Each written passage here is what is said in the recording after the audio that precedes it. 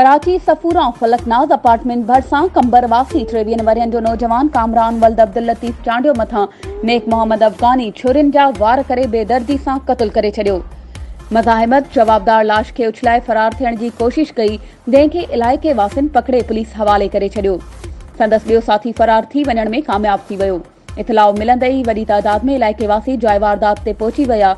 अखिन ॾिठन शाहिदन मूजिब गिरफ्तार जवाबदार नौजवान के छुरियूं हणी लाश फिटो करण बाद फरार थियण की कोशिश कई, जैके इलाइके वासिन पकड़े पुलिस हवाले कयो आहे। उन मौके ते एसएसपी ईस्ट अब्दुल रहीम शिराजी कत्ल थियल नौजवान कामरान चांडियो जे वाक़े वारी जाइ पहुतो।